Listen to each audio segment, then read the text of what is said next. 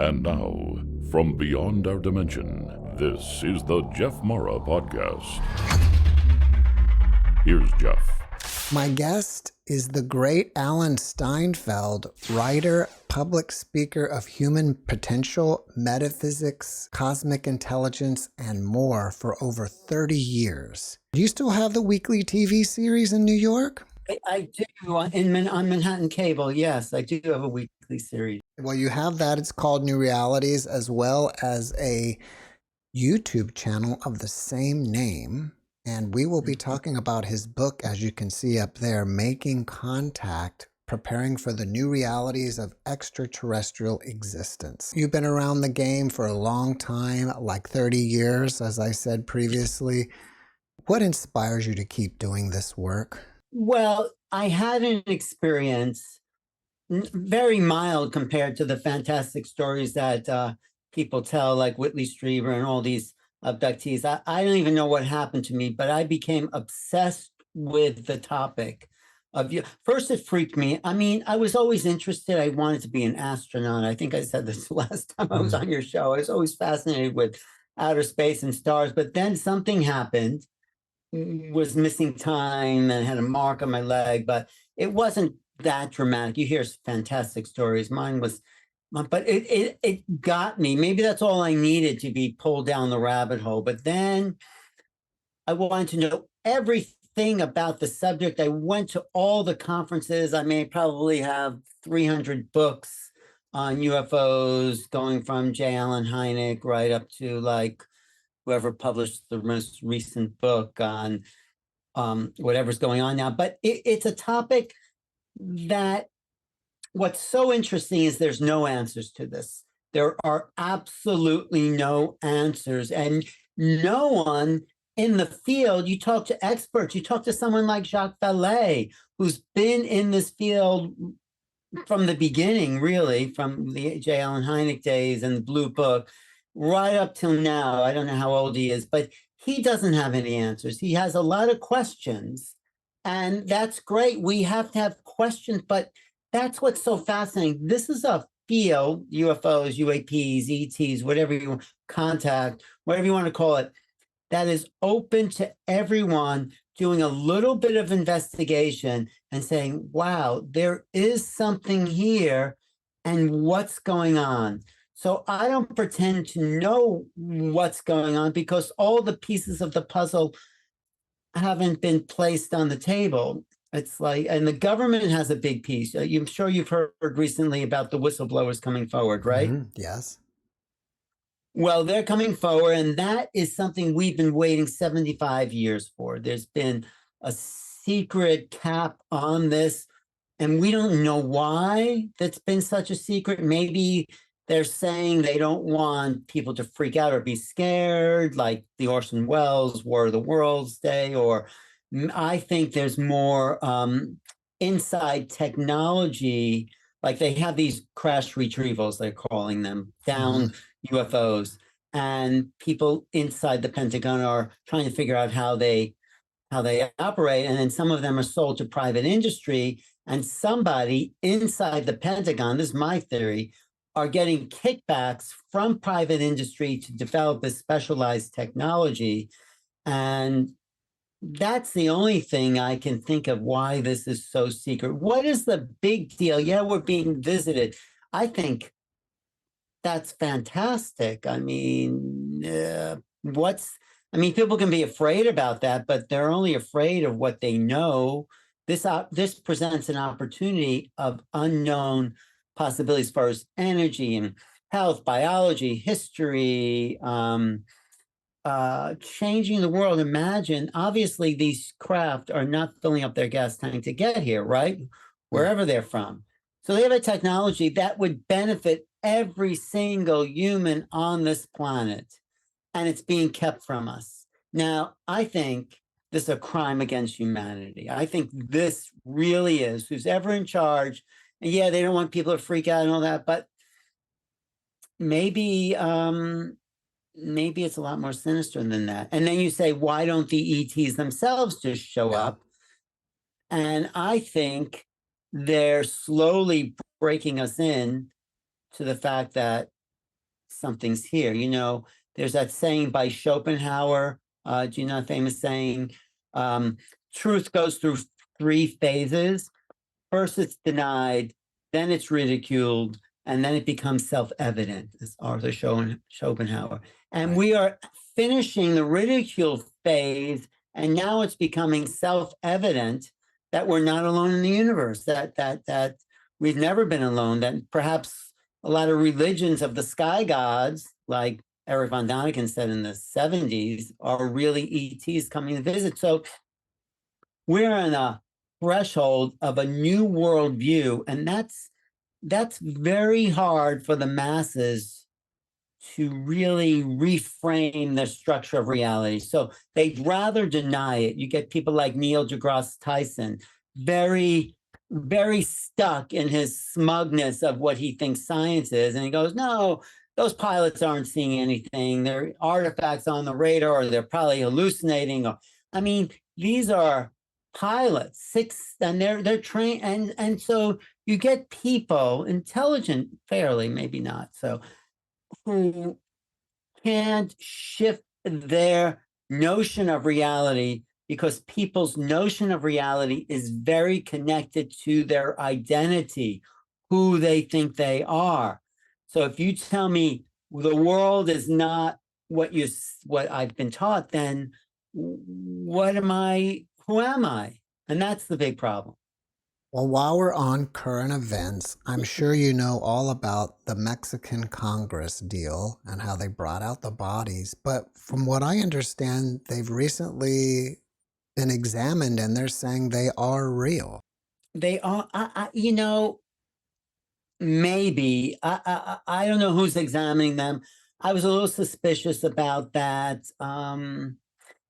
I don't know. There's these artifacts that people digging up in Mexico saying, look, these are images of ETs on these. I'm sure you may have seen them at some con. And now these bodies, I'd like to see the DNA analysis and see if there's any human DNA or it's completely unknown DNA. Then I'll be convinced. But I have not been convinced about those Mexican bodies. But I'm going to be seeing Jaime Maussan at a conference I'm going to in Mexico City in December. I'm going to ask him personally what he has discovered about the DNA. What have you heard? I don't know if they've proved that they're from another planet or whatever, but they are real beings. They're not like something made out of paper mache. They're real beings that may be extraterrestrial. Maybe. I don't know about that, but you know, I was with Bud Hopkins. You know Bud Hopkins, the father of alien abduction. I know of him. I don't know him personally. He was saying to me and some other people that we have to break this news slowly to people whose belief systems are so frozen. So we have to first say, yes, there are things in the sky. Now I think maybe we can agree. And yes, there are pilots. Maybe people flying these craft. And then you work it up a couple of more years and say, well, we have bodies. But this is at the point where, and this we've looked at their DNA. So we've had congressional hearings saying, yes, we have crash retrieval downcraft. Did you see the congressional hearings on July 26th? Well, what I loved about that is they call those beings non-human biologics. Right. So we have that. And we have that. So, yeah, Mexico may have bodies, but why is this not taking like mainstream news? This was in front of the U.S. Congress, and you hardly heard a bleep about it on the mainstream news. This is earth-shattering, truly, whatever that word means, earth-shattering news that the U.S. has found UFOs from another world with bodies in their possession. Now, it's all hearsay, even though this guy, David Grush, who came out, is an intelligence officer and very believable.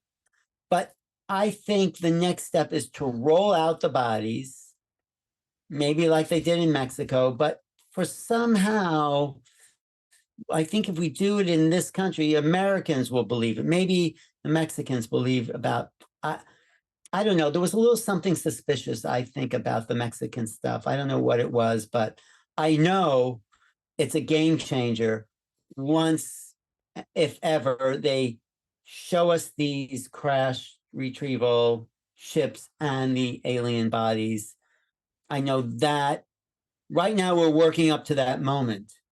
And it's very exciting. This is like a Shakespearean drama unfolding in front of us. Then you get guys in arrows saying, no, no, no, there's no evidence of aliens or alien ships. And you get us the SETI people saying, well, we haven't seen anything out in space that looks like alien craft. They're not in, because they're right here in our backyard. They're looking over the fence and the guys are in our backyard. So there's a lot of confusion for the public and a lot of, you have to sort it out for yourself in a way. Alan, have you ever attended a CE5 event? And if so, did you see anything? Yeah, actually, I did attend one with Stephen Greer, who's he's a little questionable. I mean, as far as he's done a great job in promoting the contact experience. But anyway, I did do a CE5 with him out at Contact in the Desert in Joshua Tree. We go into this deep place, and then I opened my eyes and I did see these lights flashing. I did, with a shift in my consciousness, see lights flash. Oh, and also in Massachusetts, I was camping out with a bunch of friends around a campfire, and we're all talking about UFOs. And then this light, with silent light, it's at night, comes very low over our campfire and just flies off into the distance. I mean, when you see this stuff, oh, and then one more time in Sedona, I was looking with night vision goggles. You know what they are? They amplify the light. Yeah. They're military. And then I was looking at this object and someone said, oh, there's a triangle in the sky. I said, let me see that. So I took the night vision goggles and there was this triangle with its point up.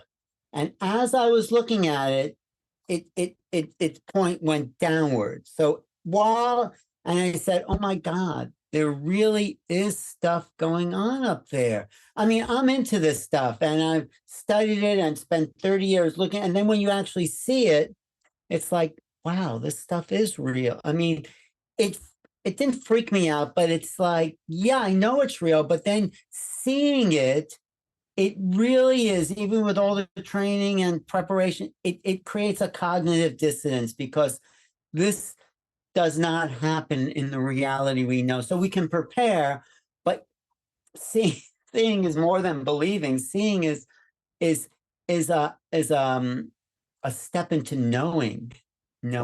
I'm not sure if I was either sensing skepticism from you while you were telling that story, or we have to actually make the leap that it's there. I mean, even from you, it sounded like you were skeptical. Well, I have to say it's not. I was brought up in the same worldview most people were, and I love Star Trek. But then when you see it, you're skeptical of what you're actually seeing because even though I've been trained, it still doesn't fit into my worldview.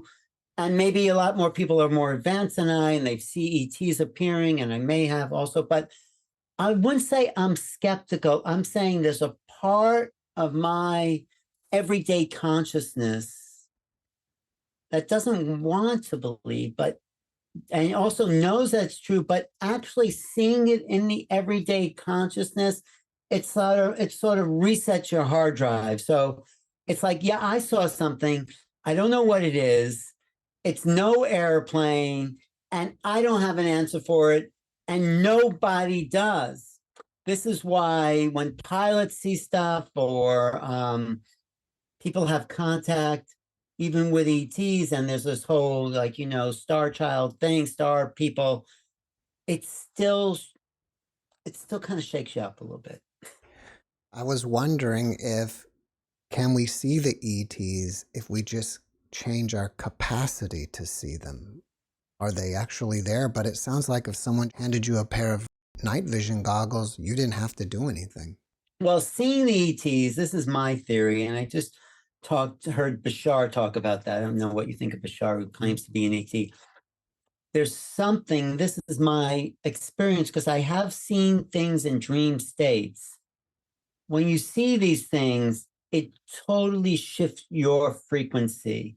So you could be open and, coming from a high level, and you might have a vision of something, but when they're in your presence, there's a frequency that they emanate, especially the grays, that seems like it brings up a lot of fear in people, because it's such a different rate of frequency, of physical frequency. It's like, I say, it's like trying to get Wi-Fi on an AM radio. We don't have the bandwidth.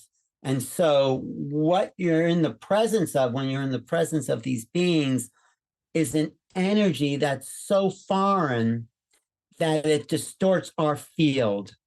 One way to kind of get through that is to practice lucid awareness, like dreaming, lucid dreaming, so you could be more aware in this altered state.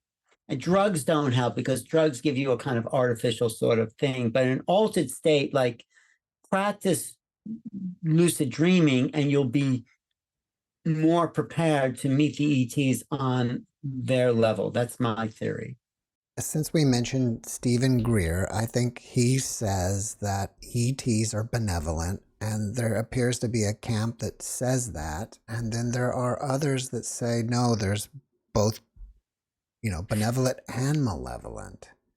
Mm-hmm. And even if you take it even one step more extreme, they'll say that there are ETs that force us to reincarnate over and over again so they can live off our energy. Where are you on all that? I've heard all that.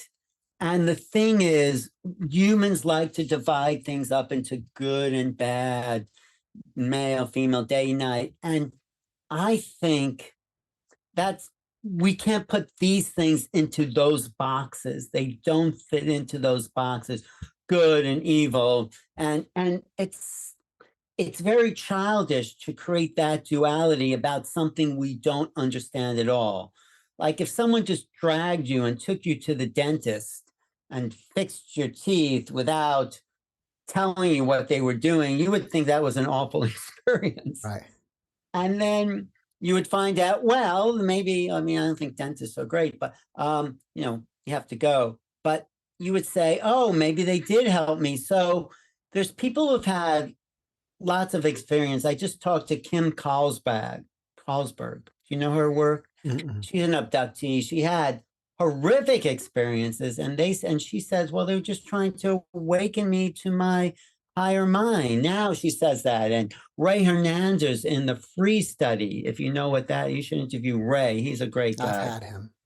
Yeah. So he says people start off with very negative impressions, very horrific, traumatized experiences. And then they come to realize, like me, I was traumatized, and because I'm still not fully aware what happened to me, but it opened up a whole window of philosophy, investigation. I may have been an accountant if I didn't have that experience. I don't think so, or a lawyer or something. But it opens up a field of perception.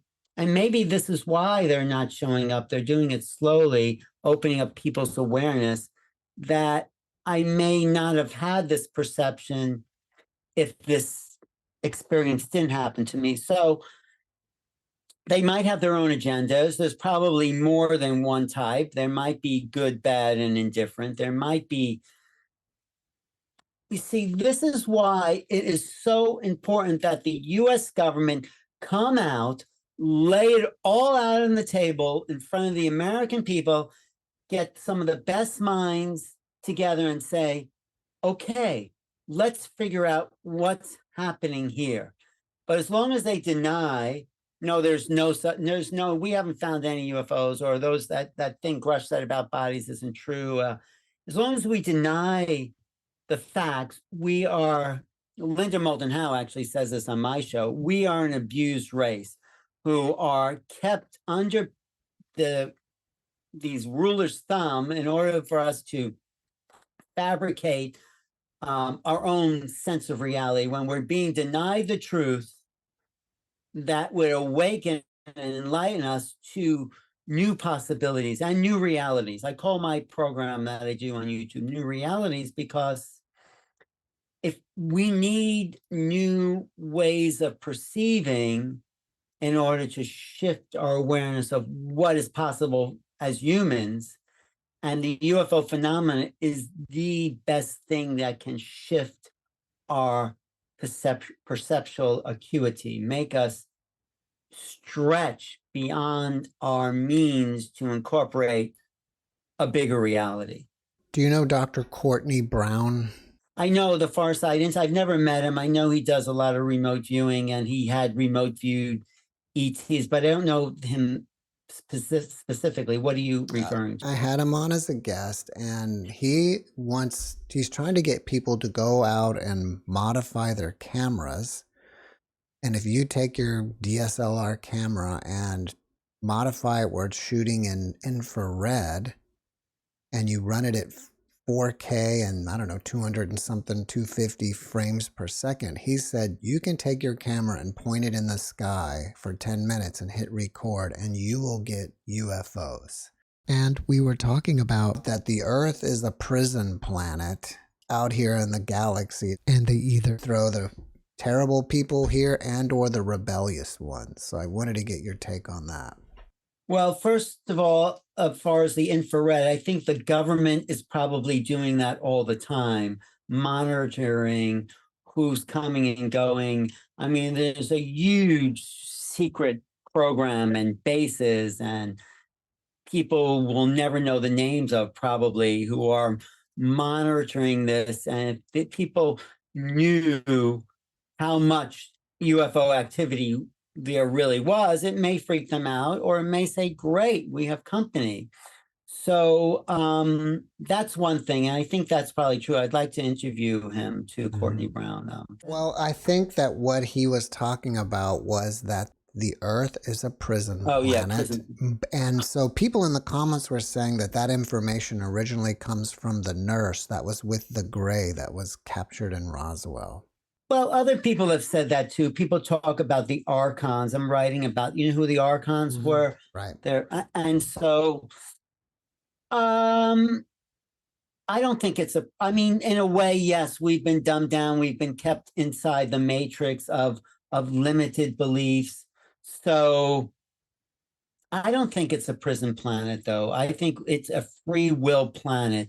And look, you're doing what you love, and the Earth is an incredible, beautiful place, and you can really enjoy yourself, or some people. I mean, there's a lot of awful things happening, and I don't go along with the prison planet thing, because we are in control of our reality, or maybe that's the lie we've been taught to believe. But do you feel like you're in prison, or do you feel like you have the freedom? I don't necessarily buy into that. I mean, as like you, when you talk to so many people, so many theories are bouncing around in your head. So I consider them, but I haven't come to a ultimate conclusion. I'll put it that way. I think it's a paradise or prison, however you want to see it. And we're really here to overcome our limited beliefs in whatever way, so we can be, and we have access to the all-wise knowing intelligence. It's a spiritual training ground in that sense, but how else would it be? What version of reality do people... I think, we could have free energy. We could have abundant food for everyone. Everyone can really be manifesting their artistic vision. I think that actually that's our future, and we're coming to that. And I think the free energy is a big part of it, because then we don't have to be enslaved to energy systems, and we could come and go. Of course, the military doesn't care about that. They just want to make better and bigger weapons. I don't know for who, but they're an extension of our limited consciousness, the military mentality. And we have to raise the frequency. It's more a schoolhouse than a prison. Maybe some people say they're the same thing. But no, I think it's an incredible place to learn lessons and self-awareness every single moment, to be as present and as kind and as creative and loving as you can possibly be. And I think that's the level of consciousness humans are at. So, yeah, I don't make up stories like that. I make up different stories.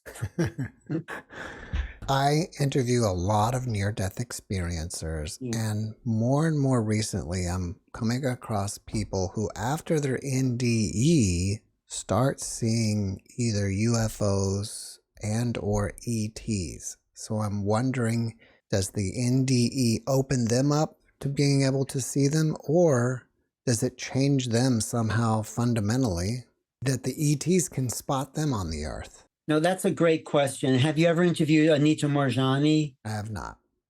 She is probably the most incredible, and I'll connect you because she's the most incredible near-death experiencer. Her book, Dying to Be Me, is one of the best I've read on that subject, probably the best. And I asked her about that question because her husband, Danny Moorjani, is very into ETs. They're actually going to be in Sedona at the Sedona Ascension Retreat. So I said, hey, did you see anything like ETs? And she said she did when she was on the other side.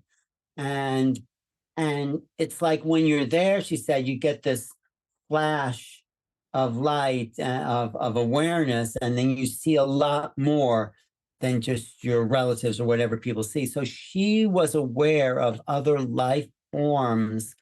I don't think she's seen them now, but I think with those people, there's a window of perception that opens up in them. And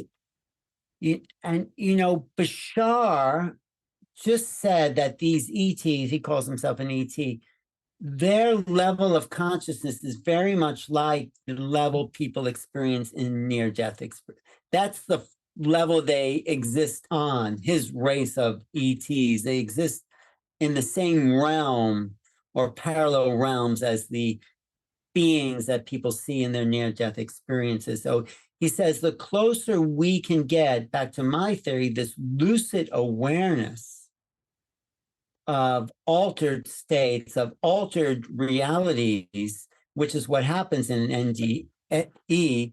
They experience an altered reality. There's a perceptual doorway that opens, which makes sense that people are seeing them now, and they're seeing them now more because the vibration, I feel, of this earth is shifting, and the realms of those ET realities are getting closer to the realm we are living in. And, so, I just heard these high-pitched sounds the other night kind of go right through me. And I don't know what that was, but it was odd. It felt like a presence. And then and so the world, Terence McKenna used to quote, someone says, the world is not only stranger than we imagine, it's stranger than we can imagine.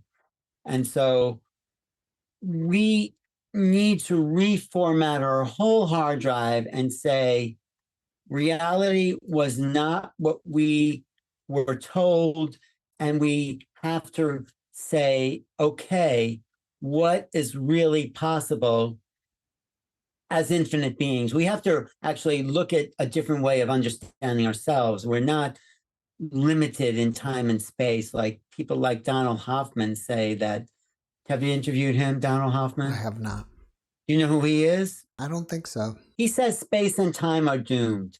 He says these are concepts that actually are not based on reality, but they're based on theories of reality. So what really exists beyond time and space, that is something we have to discover and create a new sense of being within a new context of what we're calling reality. I mean, if we can remote view and be the non-local mind, then perhaps our essence is non-local, and these are avatars that are just picking up the signal from someplace else, like people are saying in near-death experiences. And if your radio dies, it doesn't mean the signal has stopped sending.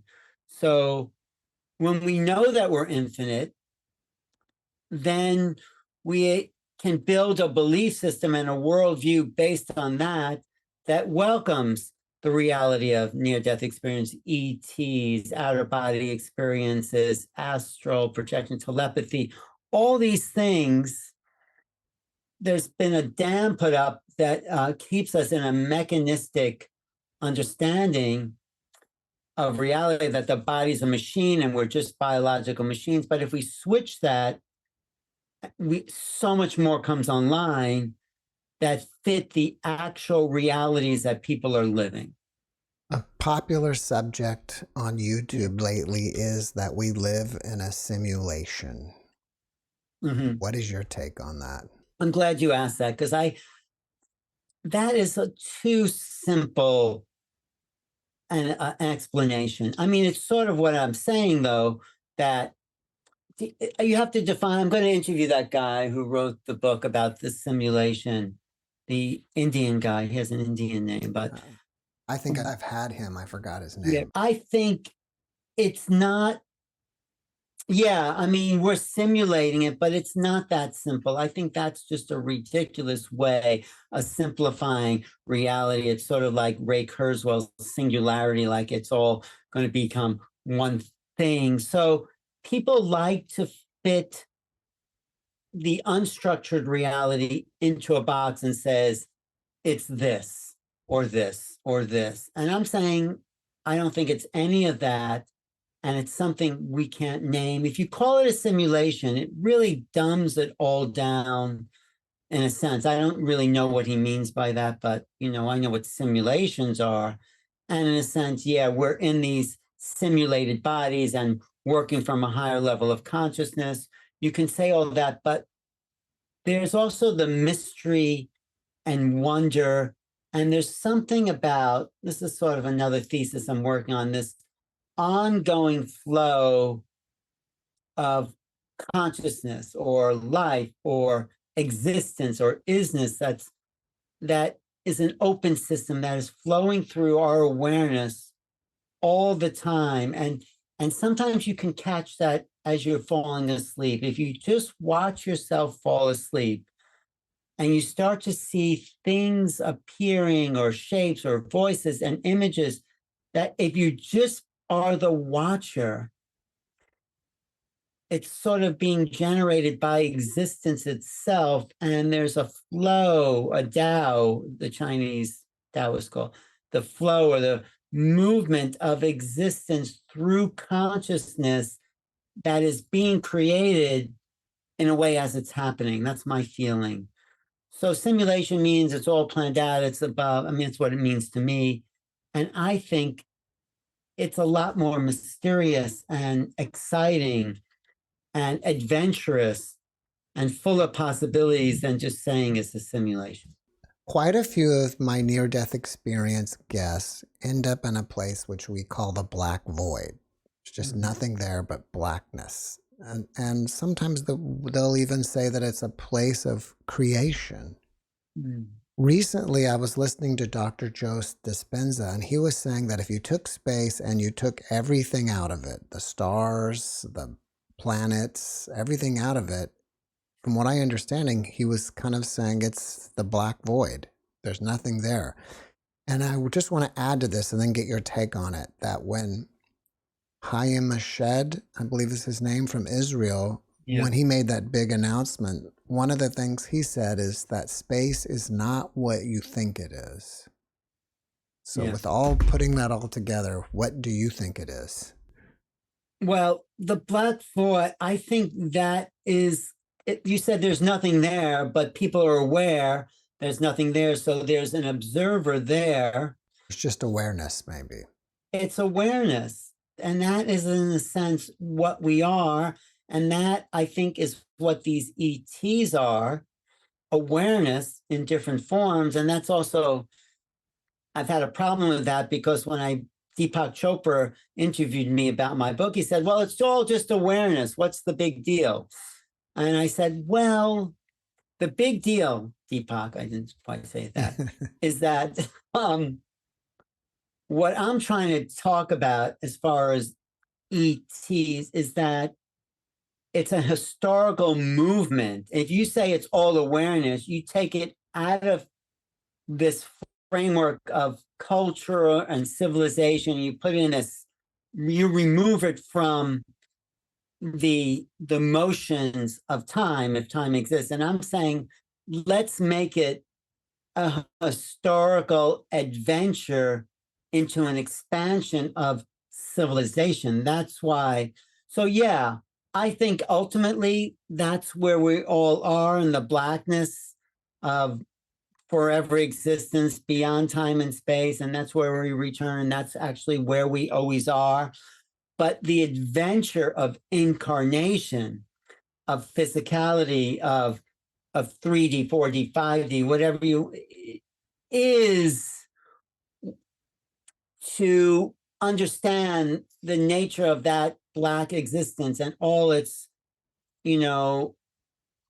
intricacies and simplicity. So yes, let's say you're outside of this existence, and you're seeing it all unfold, and then you really are so excited, you jump in. It's like you're painting a painting, but instead of just painting it, you're jumped into the painting, and you're part of the creation as physicality and consciousness and minds trying to figure it out and write about it and understand it. And that's the adventure of let's call it the duality. Yeah, we're always in that blackness space, and that's great.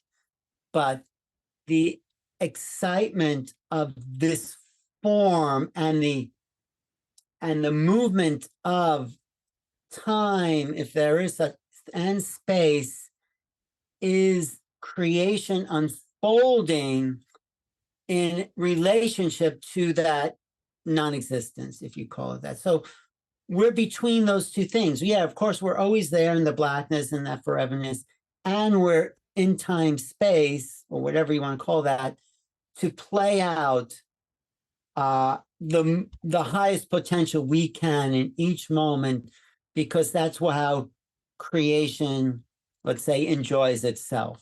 I don't know, that's a simple way of put, or that's, we're here to be the best version of ourselves we can be, because that's where the most fun is. And these, or not even fun, but that's the adventure of being, is to, and that's, we can always, we have forever to be in that blackness, and that's great if you want to be there, but let's do something and play and express and enjoy and, eat food and all that, because that's partaking of this dimensional world that we've created from that sense of blackness. There's probably more to it than that. But so are you saying that the reason why we keep reincarnating over and over again is for the adventure? That's one. Yeah, I mean, it's to learn lessons as a soul, or what a good friend of mine called being the fingertips of God. It's to learn and evolve, but of course, there's no evolution, because we're already in that place of total awareness and being, but we reincarnate over because we choose to. And then there's other adventures of being the avatar, being the great mind. And as we work towards those evolutionary states of consciousness, I think we see a bigger and bigger picture of reality. So we've de-evolved, we descended into the body from that place, and we're evolving. So there's two things happening. We've descending and ascending at the same time. And it's why? Because existence, that's a question I really don't know. But there's something about existence through us, me, you, and everyone listening, just does, or just plays with it. And now what's so exciting is there's an increase of awareness of the existence that is. So the reflection is seeing more of itself and maybe enjoying that even more. I mean, but anyway, I could talk on it, babble. I'm just like babbling on and on about something. Well, join your babbling. I want to know, what is your definition of God? Before I do that, I just want to say, Jeff, you have a very calming voice and very relaxed. I hope I'm not putting you to sleep. No, it's very calming. And I think you really come from a place of centeredness in talking to your guests, and you bring a kind of a kind of level of peace to your audience that way. Thank you. And yeah, I'm just noticing that. So my definition of God, I think we are sparks of the divine. I think when existence, whatever that contemplated itself, it sparked all these spirits into existence, all of us, all the nearly infinite realms of beings on all levels. And we are reflections of that oneness in a fractal form. So in a sense, we are the gods, and there is the unity of totality that you might call the Godhead or something like that. But God is such an awful term because it's been so abused in the name of and all that the divinity, or rather call it that, is what we are. We're a reflection of the infinite. Let's call it the infinite, all-wise, knowing existence of totality that is us and is outside of us. So I think I'd rather call it that, the infinite essence of being that is flowing through you and your consciousness, and through me and through everyone listening and watching all the time. That is God, and it's never separate. There is no evil God or judgmental God. It's only our own judgments and the dogmas of people that have made us believe we were separate from something that we already are, So does that agree with what you believe? Or I think so. I'm kind of on the fence that we are cumulatively all God. Well, we have divinity in us, right? When you talk to people with near-death experiences, bodies, what are they then, right? My platform is an open space to let anybody share. So I get all kinds of explanations, from meeting an old man on a throne to a spark of God, as you said, lives within all of us. It is God. It lives in us. And do you know the difference, though, between soul and spirit? Or have you heard that definition? Well, my new definition is, because I keep playing with definitions all the time, that your soul is your higher self, and we're a filtered version of that here. And maybe just the energy that powers it all, or your consciousness, is kind of your spirit. Those are such, in a way, ambiguous terms for me. Well, the way I heard it from this spiritual teacher, I was part of school, Ramtha, where Joe Dispenza actually started with the Ramtha school. And did you know that? He was part of that. He did, and What the Bleep came out of that. So I was there for 20 years until I felt I got. But what Ramtha says, the spirit is that reflection of the divine. And when the essence, all that is contemplate itself, it created these nearly infinite spiritual fractals that is the essence of us. And we have adventures in creation.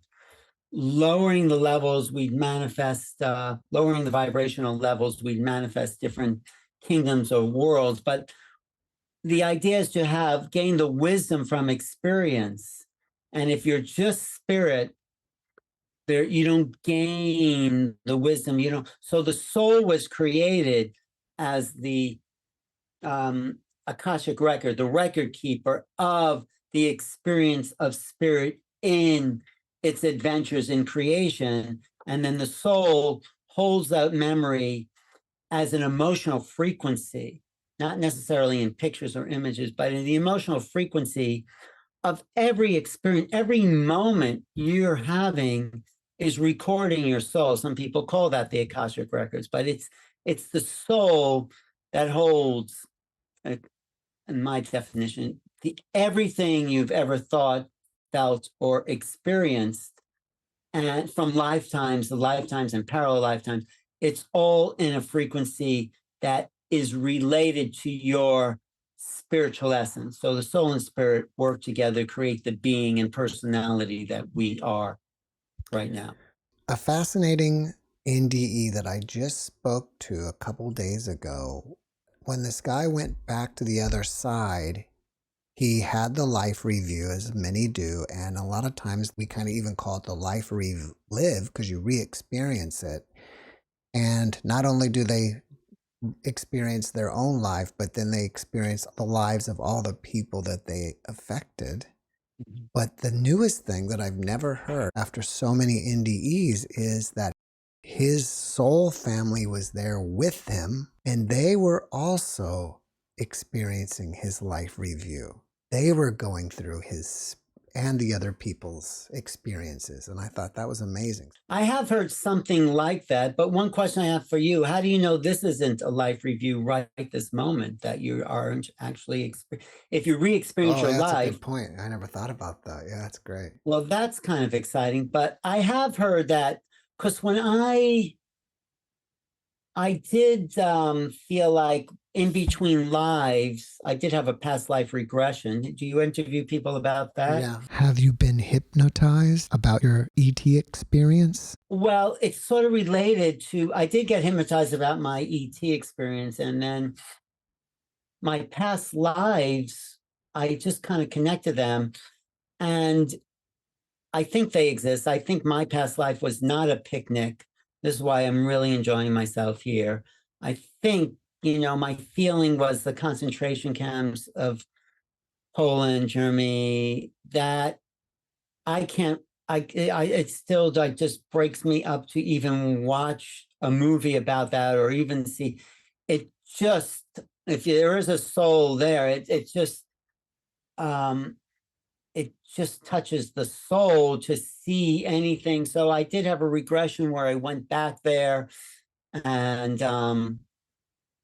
I mean, who knows in past life regression if you're making up, or being a sort of doctor, eating wood chips off the windowsill because there's no food to stay alive, going in the gas chamber, and I got really close to the door because there was some air coming in there. This is what I'm in my past life remembered.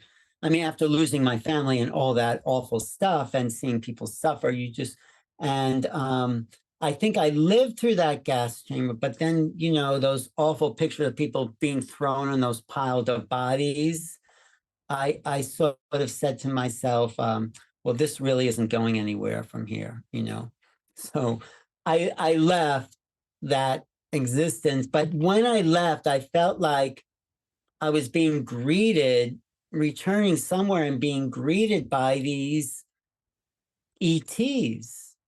This was my feeling, leaving that awful existence and then returning to a place that felt like, and it was very vague because this ET type realm that said, okay, now you're going to have some fun or something like that, but it was somehow related. And I didn't get that ET association until much later. And when I thought about that past life, then that came in. So I don't know what to make of that. I'm just telling that was my framework.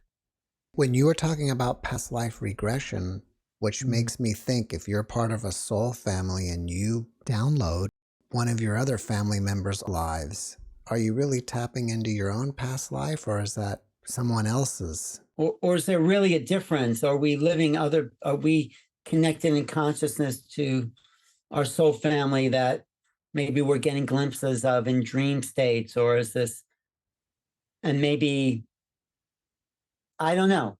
I mean, yeah, I would say that it was past lives are probably individualized, and but I don't know. I'm only seeing from my very limited perspective and exploring these aspects in conversations with people who are open to this. And I think I just got back from a trip to Egypt, and the Egyptians had a very solid practice of soul travel, the Ba and the Ka.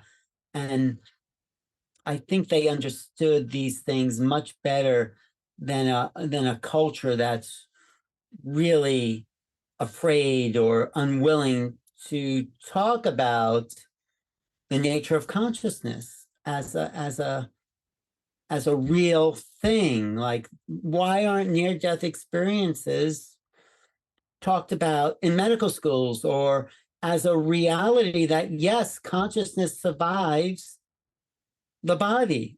It seems obvious, right? That from all the things, my favorite quote about that came from Eben Alexander. Did you ever interview him? He said something, I think he heard it from Edgar Casey. The big question is not how much does consciousness survive the death of the body, but how much does that vast, unlimited consciousness survive the birth of the body? That's, I thought, a brilliant question. I think I've spoke to him about the body is just a manifestation of the consciousness. Yeah. Well, when people have near-death experiences, do they have a body? What are they that's experiencing it? Is it another body, though? I mean, is that another manifestation of consciousness? I mean, because I never heard anyone answer that question. What is the container of the consciousness that's experiencing the NDEs? Is there a container? I don't know. I think quite a few people express that when they have to come back, it's so difficult to fit themselves back inside of a body because they're so much bigger. Right. And I think, though, we have a potential at this time to realize how big we are. I think the ETs perhaps are waiting for us to wake up to this infinite nature. And I think we have been dumbed down, maybe as a prison planet, or was shut off from the matrix, or not to realize this infinite nature of how big we are. I mean, and there's great mediums out there who are in touch with people all the time. And, so I think this is really the threshold point we're at when we go from historical civilization into a level of quantum fields that, or the 5D, 5D, whatever you want to call it, that shows us these parallel existences, this infinite nature. I think we're in the process of rewriting the nature of human beings. And all the things you're talking about and asking and interviewing is part of a new formation of human beings, reflection upon themselves, Alan, I'm sorry, we haven't talked about your book at all. And I don't know if this is discussed within your book, but it says on the cover, preparing for the new realities of extraterrestrial existence. Can we actually really prepare for contact? Yeah, I think just knowing about it, first of all, is a preparation. Because the truth has been kept from us, then it's like if you read, and this is not just my book, it's a compilation of the best experts, the best thinkers in this field, all giving us their point of view, including John Mack, who was a Harvard psychiatrist. He's no longer with us, but he had an unpublished essay that I found out about, and his archivist and his family gave me permission to publish this essay by John Mack for the first time. So I think preparing is understanding that there is something there, that human beings, and I write about this, are connected to this other level of consciousness. And we understand that what we've been told to be true about our Darwinian evolution of coming from even monkeys, and not that I don't believe in evolution, certainly evolution takes place, but what is this consciousness that descended into the body? Is that of Earth? I mean, I don't think it is. I think this conscious, the thing you're using to be here and look at me and all that, is extraterrestrial or trans-terrestrial. It's not of the Earth. That's part of the preparation of preparing for making contact. You're making contact with this infinite part of yourself, the beings here, the Earth as a conscious being, because we're living inside these Earth bodies. This is the Earth we're living in, but the Earth itself is sentient. Maybe the sun is too, and maybe all stars are. We have very limited understanding of what consciousness is, but perhaps the Earth creates its earthquakes and storms because it needs to clean out, detox, whatever, its own life force. I don't know, but I'm saying we're at a level where all of it's on the table because the old way hasn't worked. So by preparing us for a new way of thinking, really is what the book's about, a new way of thinking, we're open to making contact with something beyond the limited human being that is stuck in its 9-to-5 job, basically. Do you think that the truth is really out there somewhere and we're just being lied to? Well, I don't think the truth. I think a truth that we've been, yes, lied to about is, look at Grush, David Grush, intelligence officer, 20 years in intelligence. People come up to him and say, there's this program that we've been sworn to secrecy to, that we're not allowed to talk about, that is going against the laws of Congress. And as an intelligence officer, we want to tell you the truth of what we know. And he says, what? If you saw the Ross Coulter interview, says, what? There's a program about ETs and it's been hidden from the government.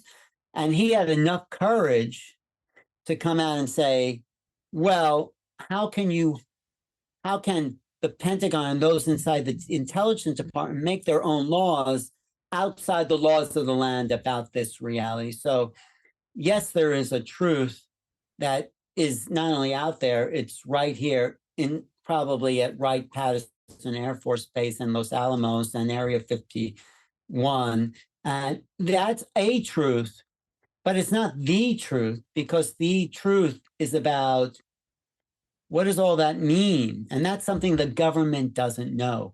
They just want technology, I think. But now you see more and more people becoming more metaphysical. Chris Bledsoe, if you know about his book, you've had him on the show, right?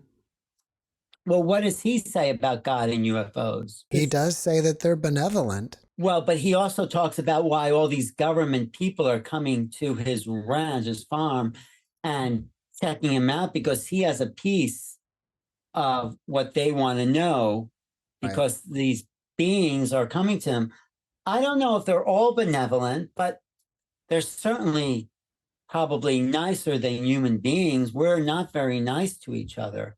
We blow each other up, and we, have these automatic weapons that are, why are civilians carrying automatic weapons? I know you live in Texas, but I don't think automatic weapons are necessary. But so why do we do this? We talk about humans are probably less nice than these ETs. And I think they're trying to wake us up by coming and going and showing us there are other ways of being. Well, do you think it's possible, just like when you mentioned the dentist earlier, Yeah. that people are just misinterpreting what's going on with their contact? I think it's most likely that people don't understand contact. I mean, I talked to Whitley Strieber, who's probably had more, at least lucid awareness, lucid contact, and he still doesn't know. I mean, so we need to be educated as a planetary civilization about who is here and why they're here in a very open forum, and lay all the truth out and have people deal with their fears. And because people are afraid of something they don't know. I think Heraclitus said that dogs also bark at what they don't know. So there's a lot of barking going around, and we are at a time where it's possible that more truth can be known. And we are pushing in the disclosure movement, if there is a movement, anyway. So preparing people for the new reality of extraterrestrial existence is my contribution, to have people not go into fear, to understand the reality that something else is going on here and nobody really knows what it is. But because no one knows, and there is a truth that some people know, let's have it all out and see where all the pieces of the puzzle are. Right now, it's like, everyone has a little piece of the elephant. No one's putting it together to make the elephant. So this is the turning point in history that we're at now, that some of the pieces, some of the truth, some of the insiders in government, contactees too, have a piece of the truth because they've had experience that have to be valued for what they are. If we can put all this together, re-educate ourselves about who we are as human beings, as infinite beings, what our true history is. Did we come from the stars? Are we part of a panspermia kind of idea? Who are we? Where are we from? And what's our spiritual purpose here outside religion, which we have to get rid of all that dogma. I mean, there probably is some great truths in religions, but, to make people better people. But it's a science. Incarnation is the science of being. So we have to also evolve science, because it's not just mechanics. There's vibrational science. Are we a wave more than a particle? I think everything is on the table at this point in history. And of course, people always feel that way whenever they're at the verge of a new epoch. Benjamin Franklin, in discovering electricity with that guy Priestley in England, said, we can't put electricity, this thing we're calling electricity, into any science that is known. Let it just unfold and we'll make up the laws as we observe them. It's sort of, that's why this time is so exciting, because we are discovering a deeper truth about reality. And that's why you're doing your show, I think, and you have the freedom to talk to people who've had these incredible experiences that are true. They're real. I do believe these people have had those experiences and have told us about it. And all of them put together are trying to tell us something that mainstream is denying. So it's not quite a battle, but it is sort of a competition. Whose truth are you going to believe? And that truth, the truth you're finding out, makes much more sense than we're just, existence is meaningless and what's the point? And it's like my mother thinks, oh, dead is dead and that's it. And it's like, what's the point? And what was it all about anyway? And who cares? And let's just go out to restaurants and shop, so it's like And that's the view of, that's the educated, uneducated view of a lot of people, especially in this country. It's like there's no point to any of it. So who cares? And, I it love doesn't that. matter. Let's just go What? shopping. Right. And let's buy plastic bottles. And like India is the worst. Let's just pollute everything because, that's the other end of it. It's all God. So what does that matter, So it's like, no, I think we're here at a really special time. Of course, everybody always feels that, where a shift in reality is happening. Now, you're going to be at the Sedona Ascension Retreat coming up next March. Mhm. Are you going to be a guest speaker, or are you emceeing the thing, or what? I'm emceeing and talking about the new realities, talking about my book, the ET stuff, about the disclosure that's unfolding. This is a moving story as people come out. I'm like a translator because I'm watching it with people like on the inside, Danny Sheehan, Steve Bassett. Have you had Steve Bassett on your No, I show? haven't, no. He's great. He is like right there in Washington. Every little blip that's coming out, he's recording it and beating on. So I'm watching it because it is like a drama. It's like a Shakespearean drama. Okay, who has the next line? And where's the plot going? And where's this twist when the government comes out and goes, nope, there's nothing here to see. Someone else is coming out, like Gary Nolan, if you saw his Soul Talk in New York City on April, I think, 19th, he says, guess what? They're here and they're all around us. It's like, what? What did this guy just say? So it's a kind of a fun adventure. So yeah, I'm speaking about disclosure. I'm speaking about non-local consciousness, how all of us can remote view. I say our consciousness is non-local already. We're just the receiver. This brain is a receiver, but the signal is coming all the time, and you can intend your awareness to go beyond time and space or project into different locations because in a sense we're all there all the time. I mean, no one really understands how remote viewing works either. I think it is because we're in that timeless space all the time, or that simulation, whatever you want to call it.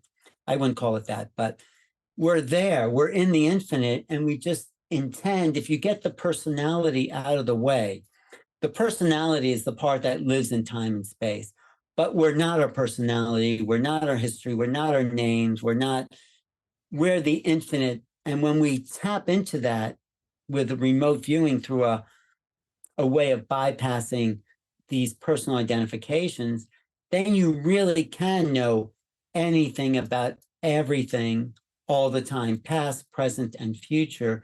And I think this guy, Stephen Schwartz, is doing remote viewing for the future and seeing some incredible things. I do remote viewing to make contact with ETs to go off planet, which is really fun, because this is what the CIA is doing too. When there's a UFO there, they are remote viewing to seeing who's in there. And it's a skill you can practice. If you practice remote viewing, you will get better at it. Sometimes, and I was taught remote viewing by one of the people who started it for the Stanford Research Institute, Russell Targ. You know who Russell Targ? Yes. Russell Targ, Hal Puthoff, Ingo Swann, who I also met. They started this program for the CIA, and Hal Puthoff said to me in an interview, he would go into work every single day thinking this isn't possible because he's a scientist. And every day he'd be shocked that people could get these targets so right on. So we don't have a mechanistic definite or excuse or explanation for how this works, but it does work. It's like near-death experience. It's true. We can't explain it. Remote viewing can be done. People can train it. You can get better and better if you know how to look at your own mind, the reflections of your own mind, and see which is the signal and what is the noise. That's one of the basic rules of remote viewing. Is this your mind just making up stories, or are you getting an impression of the target because you've made yourself a receivable receptor of the signal? So all you have to do really to remote view is make yourself available with intent to a target, and then you let the images, this is how I do it, come to you without defining them, because you want to be in your right brain, not your left brain. The left brain likes to label things and says, yes, it's good or bad, yes or no. The right brain sees things more abstractly. It doesn't make the distinctions of this or that. It doesn't name things. It feels things. It senses things. It thinks in colors and forms and textures and shapes. So if you can write down those things, what you're feeling, and not name it, then you're closer to getting the skills of, or really that is remote viewing. And then after you put all those pieces together, then maybe an image or impression that's to name something may come. Do you think that people have been forced to be right-handed, or who knows how long, to keep them out of their right brain?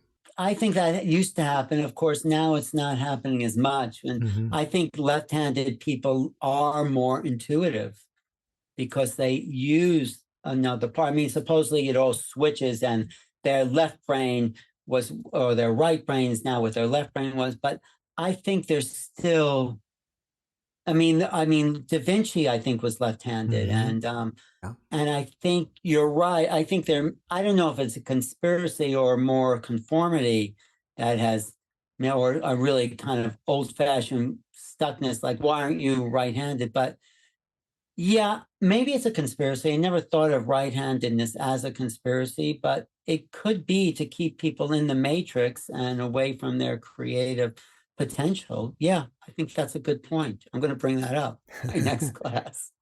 Let me just ask you, Jeff, did you, when I was talking about the remote viewing and using more of this intuitive sense, did that make sense to you? Yeah, it did. You know, all these remote viewers, and I've talked to a lot of them, Paul Smith and like Russell, they still haven't figured out what's going on.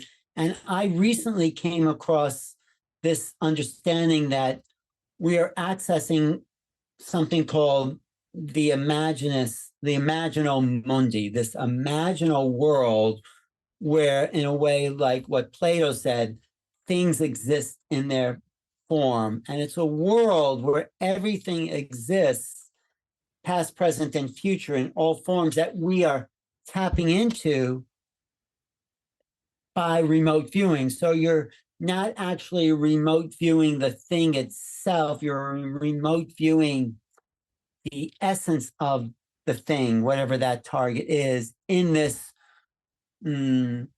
non-physical but ever-present world. This is something Henri Corbin, who's translated a lot of Sufi Persian mystical texts, say these mystics would go to this other realm.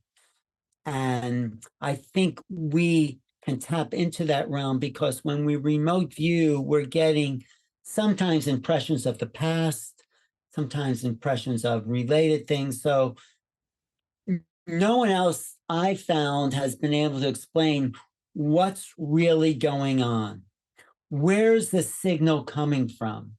And maybe and how are we able to do it? Because again, I think we sit in that infinite realm and we're using these avatar bodies, but really we're connecting to the divine part to say, okay, tell me, saying this from a limited point, I'm talking to the infinite, tell me what that target is. And it doesn't talk in words because there are no words for this other realm. It talks in impressions.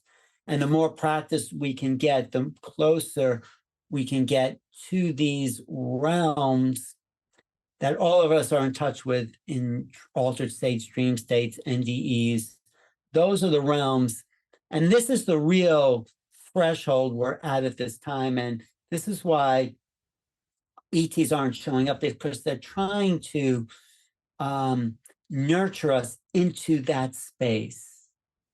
That's my composite analysis of all of this, making contact. If I get back to the Sedona retreat quickly, are you going to be taking people out to see the vortexes? Somebody will be. I'll be teaching people remote viewing. We will be going out to the vortexes. And last year we had an incredible CE5 at a vortex site. And especially with the group intention, if everyone's at a high vibration, which is what Greer his intention was, to raise people's vibration, they show up. They do seem to show up. So we are going to go out to vortex, come to the Sedona Ascension Retreat, March 8th to the 10th, 2024. There'll be workshops, will be fantastic speakers. Anita Mojani will be there, who's Matt Kahn, JJ Hertog, who also had his own transcendent experience. Linda Moulton Howe. Why don't you come, Jeff? I'd like to. I'm extremely busy and I have kids that are in school, so it's hard for me to get away during that time of the year. Wait, this is not your regular job doing the podcast? Yeah, this is all I do. Oh, so you're just busy doing this, because you probably could do some great podcasts at the Sedona retreat. Right. I mean, I don't know. I think you'd enjoy it. I think so too. I think I'd love it. Yeah, I think you would. And SedonaAscensionRetreats.com is where you can get tickets. I think it's going to be one of the great events of 2024. I'm also going to be speaking. It depends when you show that. When are you broadcasting this? In a couple days. Okay, I'm also going to be speaking in Mexico City at the World Ufology Congress, where Jaime Maussan, JJ Hertog, Michio Kaku. I'm going to try to get an interview with Michio. That'd be interesting. He's going to be there because he's just come out saying, "Yep, looks like UFOs are really here." So he's going to be there. A couple other mainstream. Stephen Bassett's going to be there, and then in January, going to be at San Diego at a conference called TCCHE, moderating a panel with Lynn McTaggart, Greg Braden, Bruce Lipton. And these are the superstars of our team, Jeff. Yeah. And then I'll be in Los Angeles in February at the Conscious Life Expo, which is probably the biggest mind, body, spirit expo that exists in this country. And it's really a lot of fun. And then March, of course, the Sedona retreat. It must be difficult for you because you know almost everybody there. And how can you go to say hello to everybody without ignoring somebody else? Well, I don't ignore anyone else. I try to say hello to everybody there because that's what the fun of going to these things is, seeing your family, because we are on this adventure together, but I have to say, yes, it's a community thing, but I also have to catch myself to do my own individual work. I can be distracted, but I also say I wasn't impeccable in that situation.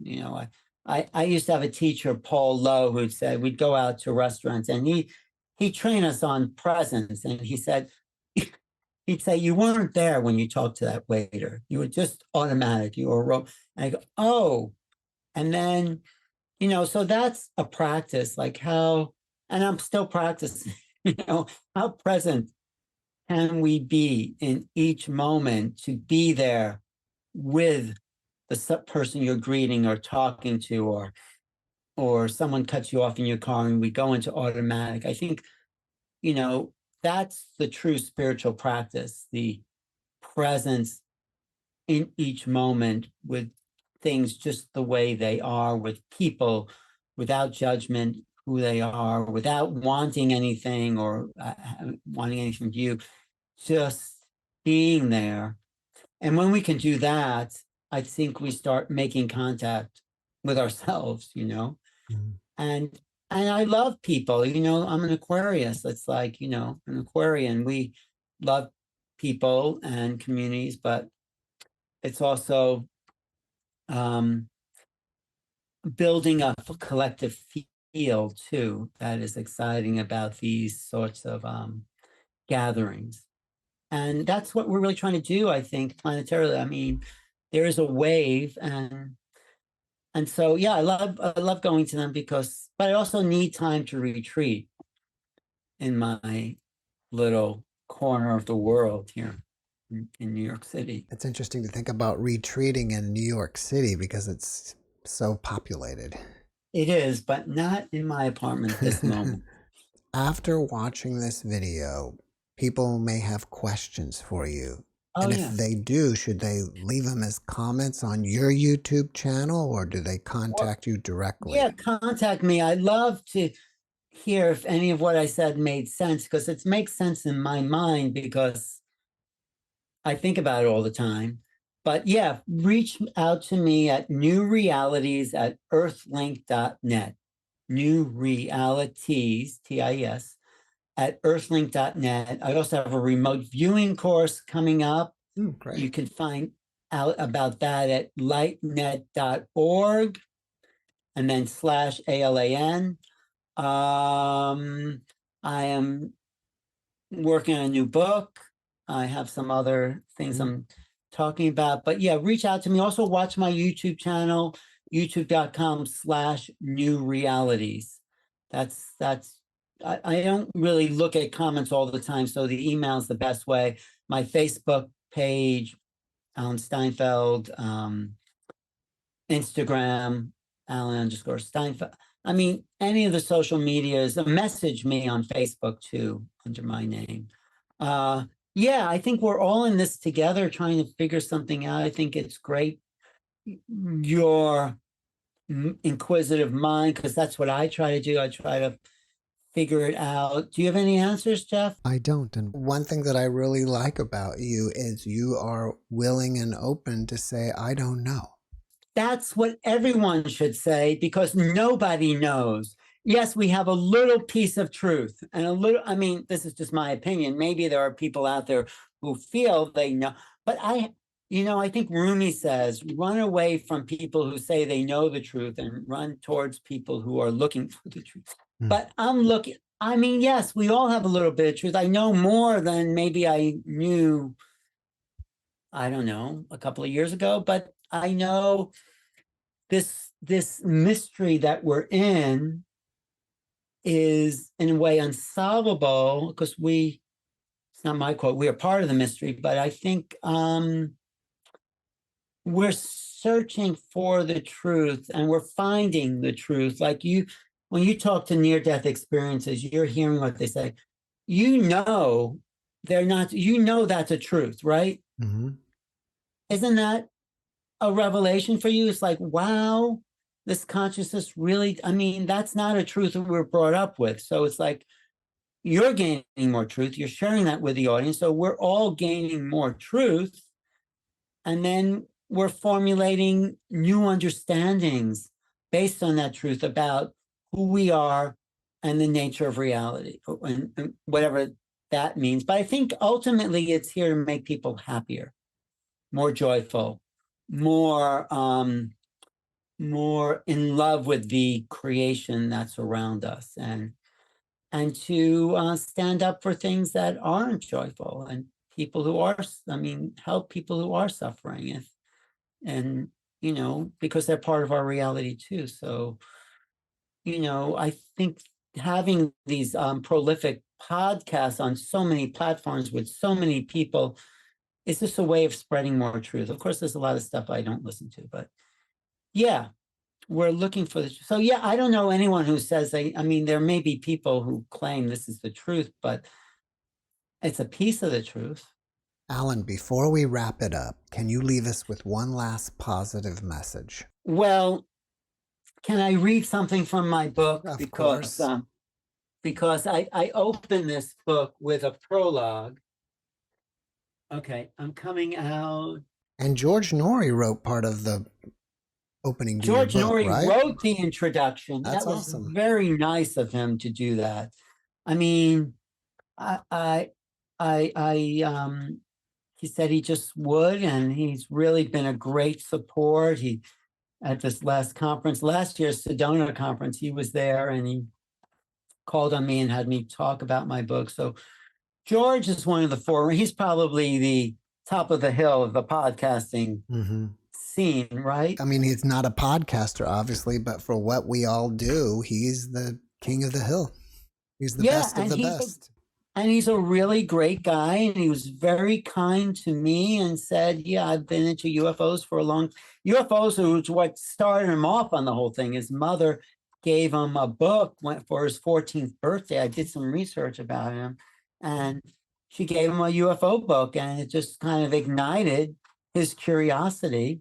So George Norrie, is a great guy, and he has a great voice. And he's done a great service to put this out on mainstream AM radio, coast to coast, and around, and things like that, like Ancient Aliens. Even though those shows are so difficult to watch because they give you a sentence and then they cut away. And it's like, come on, stay with us for a while. But they serve a purpose. People love them, and it's in its 14th season. I know some of those people. Linda's always on them.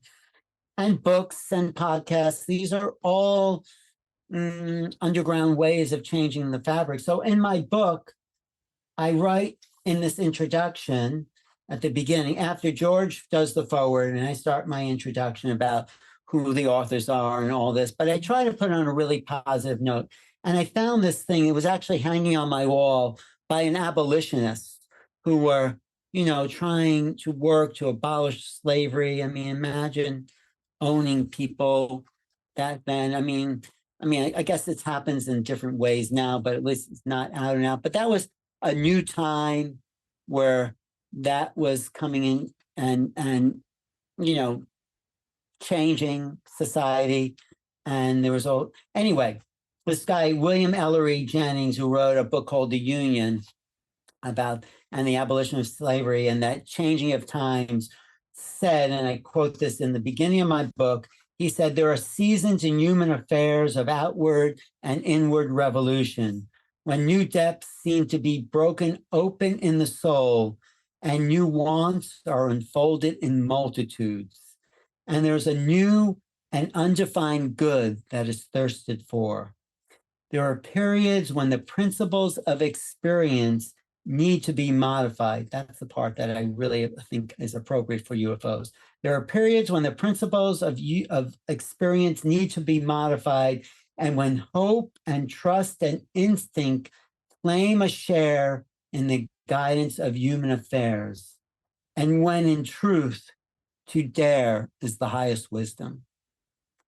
So I think we're daring people to think differently, to wake up, to be themselves, to know they're infinite. Just know that you're infinite. It's not about belief. It's not about learning. It's about gnosis. It's about knowing. And this is what we're daring to know, in defiance to what the old school thinkers, what science and religion are both against, in a way, knowing yourself, daring a new truth, a new reality. So that's a little something. Thanks, Jeff. Alan, thank you for your message, and thank you for being my guest.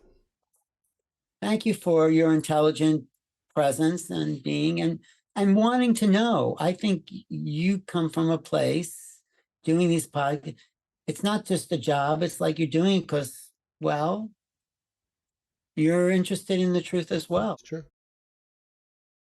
Thanks for watching the JeffMara podcast. I really appreciate you. Another way to show support is through YouTube memberships. And if you do, there are loyalty badges and other perks depending on your level of membership. All you need to do is click the join button underneath the video to find out more. Thank you for your support.